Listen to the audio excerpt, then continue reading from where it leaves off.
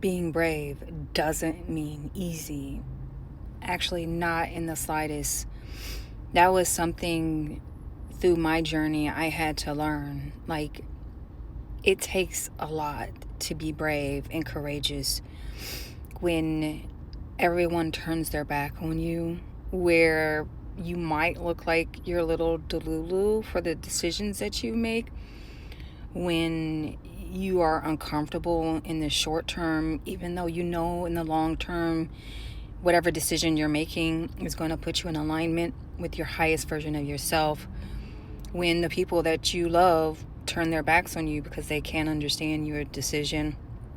When people talk bad about you and isolate you or don't want to be associated with you. When you speak the truth, and just for simply speaking the truth, when an environment is extremely toxic and hostile, you're targeted and made to look like you are in fact the wrong one. Yeah, being brave definitely is hard, and it requires courage. Um, and honestly, I don't have like a quick solution for you besides to believe in yourself and to really stand on that, to be loyal to yourself and to trust yourself. And that only happens in time, y'all, as you are battle worn. Like, not many people are that grounded in themselves where they're like, I know myself enough and I trust myself enough to believe in myself even when no one else does. Because that is the type of heart you have to have.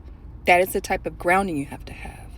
That is the kind of faith you have to have in yourself and the Most High God. I was saying the other day to one of my dear friends, like, I feel like lately, like, I always thought when I got to this point in life that, there would be a net I could see. Even though I know I'm coming to a cliff, like, I thought there would be a net. But as I get near the edge of the cliff, I realize there's no net. And the decision still remains, will you jump? Will you be the fool, as they would say? And I answered last weekend, yes. Even though I can't see the net, even though I can't see what's there to catch me, I'm going to jump still because I believe enough in who I am to become. And I am actually in that energy now. And I trust the Most High Mother and Father so much that even when it looks like I will jump and not be caught, I'm willing to jump anyway because I'm choosing to be brave. And I'm choosing to trust the Most High Mother and Father and myself. Because out of everything that has ever happened to me in my life, they have been the ones to always show up and shine in my darkest moments. Like, they did not have to prove anything to me, but they have over and over and over again. Like, do you still not believe? Do you still not believe the miracles and wonders we're performing for you? You would still not trust us, even though you are in the eye of a storm. And we still are asking you to not only stay calm and grounded and focused, but to be joyful at the same time. The Most High Mother and Father are something special, y'all.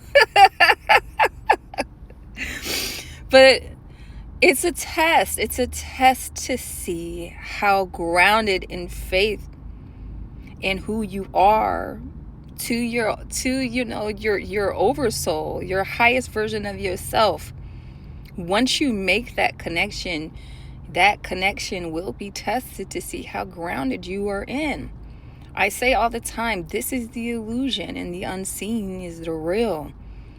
And that is what I am using to center every decision I make. And I encourage you, as you're going on in your life, and you have these difficult decisions and situations that come up where you're making decisions or you're making choices or you are cutting people out your life or you are deciding to move toward expansion. Even though it feels scary, it makes you fearful to go to a place you've never gone before, to be around people you've never talking to go learn about cultures you've never seen, to try new jobs, to become an entrepreneur, to become a mother or a father, to be honest with yourself about your sexuality and orientation if this is applicable to you, but to explore unique things about yourself that you never have before. I encourage you to start moving to the version of yourself that feels right, feels right, feels genuine, feels joyful. Be the version of you that you have always wanted to be inside. And don't let this outside world make you scared to do it. Because whatever falls away and whatever changes around you, whatever collapses around you, it has to collapse so that the new can come in. And so even though it might scare you and you might be fearful, ask yourself this: would it bring you closer to the version of you that you know is true? Would it bring you into an alignment, even if it causes you hurt right now, pain, discomfort? Will the long-term effect bring you to the closest version of yourself that is truly the highest version of you? And if the answer is yes, that it will put you on your highest path, then you know what you have to do. But before you take that leap, do what I said, or make sure that you are grounded in your belief in yourself and that you're confident in your ability. Because as you are going through that path, once you make a decision to go down that road, you have to commit to it. And if people around you aren't supporting you, they will not support you the farther you go down it. So be sure and pray. That's another thing I've learned.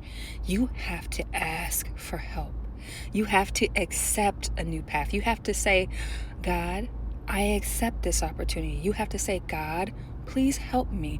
God, please guide me. God, please open the door for me. God, please remove me from this timeline. Whatever whatever path you would like to be on, that's what you ask for guidance on. But you have to ask.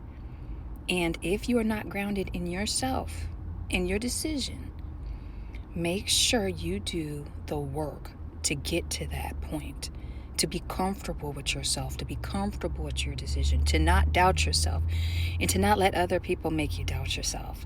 So if that means that you got to stop talking so much to everybody telling in your business, and that is what it means. I hope this message is helpful. I hope that you all have a wonderful weekend. Shalane Tukai.